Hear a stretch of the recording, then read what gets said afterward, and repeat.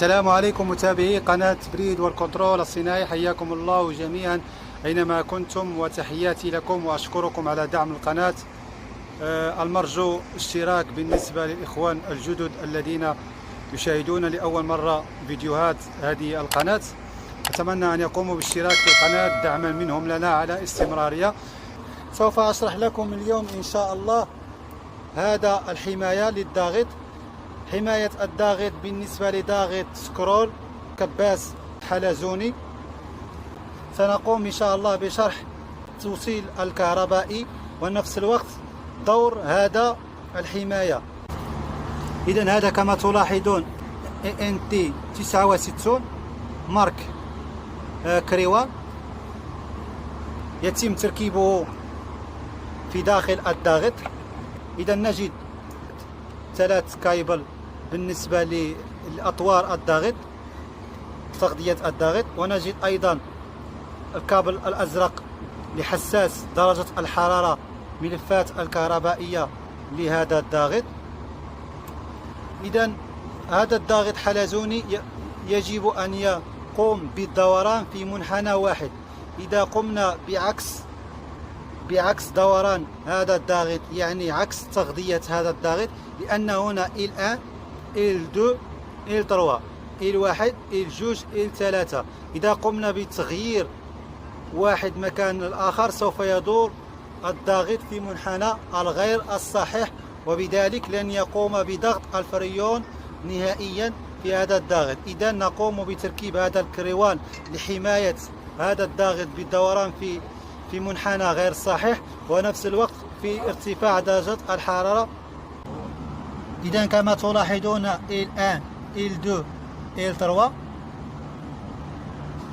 الآن يجب تركيبه مع الآن بالنسبة لكريوان، و L2 مع L2، و L3 كذلك مع L3. كما تلاحظون هنا اللون الأحمر L1، اللون الأزرق L2، اللون الأبيض L3. إذا قمنا باتباع هنا سنجد الأحمر تم توصيله مع الآن بالأحمر، والأسود بالأسود L2، و L3 بالأبيض مع L3. إذا عندما يكون عندنا مشكل في دوران الضاغط سوف يقوم هذا الحماية بفصل الضاغط عن الخدمة.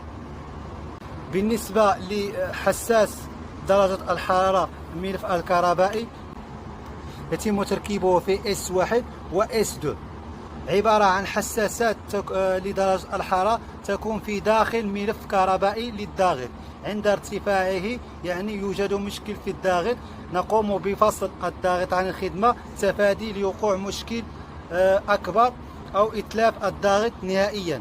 إذا في هذا الجهاز الكريوان يحتاج إلى تغذية كهربائية. إذا الأحمر فاز والأزرق نوتر، يتم توصيلهم في T1 و T2.